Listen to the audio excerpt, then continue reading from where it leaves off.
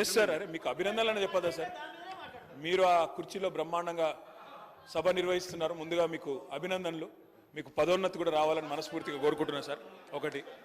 రెండోది సార్, నిజంగా మా పొన్నం ప్రభాకర్ అన్న అంటే ఒక్క లంబాడ మంత్రి లేరన్నా, ఉంటే తప్పేం లేదు, పెట్టాలా మేము కోరుతున్నాం. మా పార్టీ నుంచి కూడా తప్పకుండా ఒక ట్రైబల్ బిడ్డ, ఒక లంబాడ బిడ్డ తప్పకుండా మంత్రి కావాలని కోరుతున్నా సార్. ఎవరైనా మాకు అభ్యంతరం లేదు, కానీ అయితే మంచిదని కోరుతున్నాను. తప్పే ఉంది సార్. అధ్యక్ష సార్, నేను చెప్పనేయండి సార్, మీ గురించే చెప్తున్నా సార్. సార్, మా పొన్నం ప్రభాకర్ అన్న నాకు పాత దోస్తు సార్. 2009 నుంచి మేము దోస్తులం సార్. పర్సనల్, ఇప్పుడు కూడా దుష్మన్ కాదు, ఇప్పుడు కూడా దోస్తే. రాజకీయమే ఇదే సార్. అయితే కానీ అన్న మాట్లాడితే ఇలా బాగా అనిపించింది సార్. ఆవేశంతో మా మహేశ్వర్ రెడ్డి నీళ్ళు ఇచ్చేదాకా పోయింది సార్ కథ.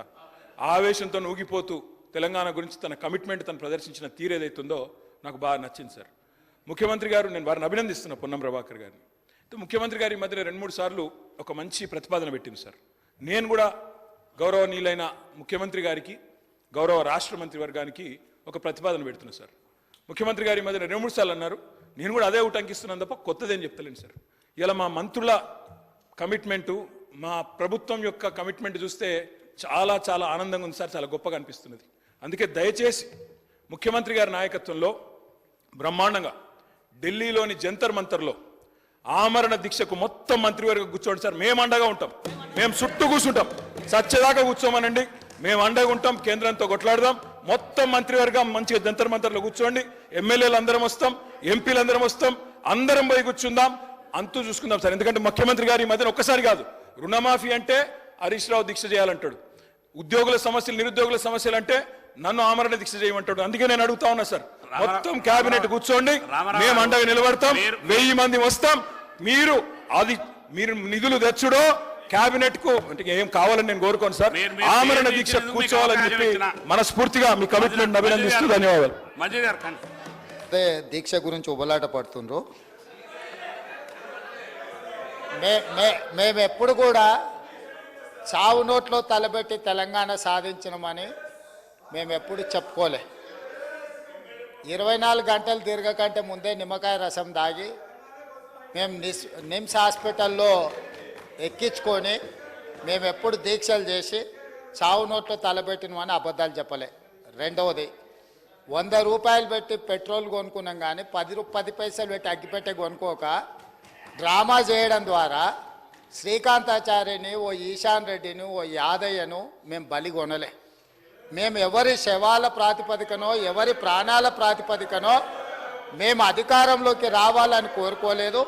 కోల్పోయిన అధికారాన్ని మళ్ళీ ఇతర ప్రాణాలను బలిచ్చి కుర్చీలో కూర్చోవాలని అనుకోవడం లేదు. అయితే తెలంగాణ రాష్ట్ర విశాల ప్రయోజనాల దృష్ట్యా అక్కడ కల్వకుంట్ల తారక రామారావు గారు, ఇక్కడ తన్నీర్ హరీష్ రావు గారు దీక్ష గురించి ప్రతిపాదించారు.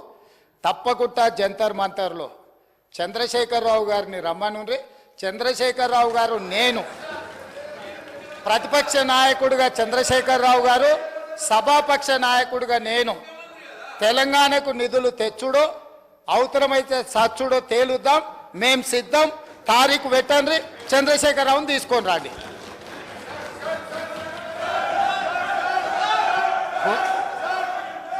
కోనమనేని సాంబశివరావు.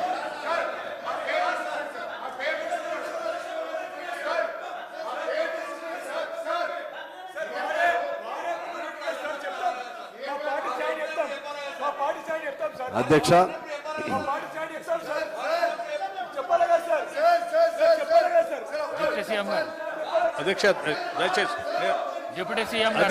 అధ్యక్ష నేను కంక్లూడ్ చేయలేదు, ముగిస్తా ఉన్నాను. నేను ముగించిన తర్వాత మాట్లాడుతున్నాను. అధ్యక్ష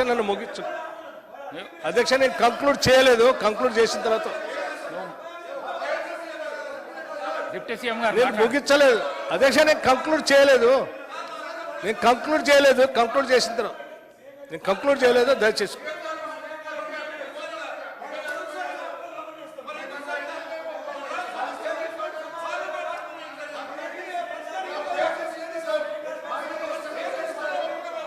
కాదు అధ్యక్ష, వీళ్ళు ఎందుకు ఆవేశపడుతున్నారు నాకు అర్థం కాలేదు. మీరు అడిగిందే వారు ఓకే అన్నారు. అధ్యక్ష హరీష్ రావు గారు, అధ్యక్ష వారు ఎందుకు ఆవేశపడుతున్నారు నాకు అర్థం కాలేదు. వారు అడిగిందే మీరు ఒప్పుకున్నారు.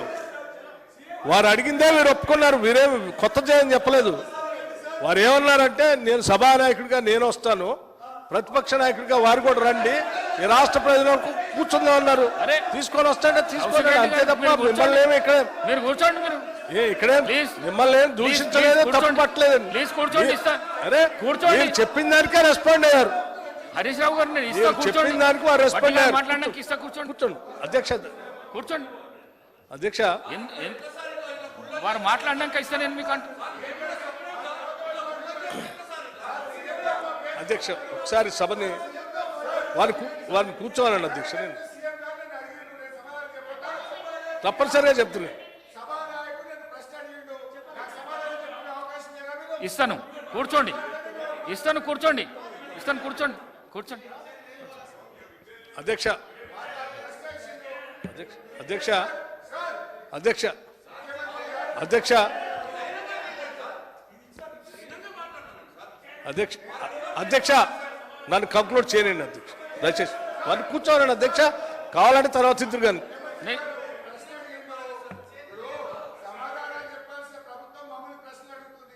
ఇందులో ప్రశ్నలు లేవు అధ్యక్ష. రమ్మని ఆహ్వానించాం అధ్యక్ష. అధ్యక్ష అధ్యక్ష ఇక్కడే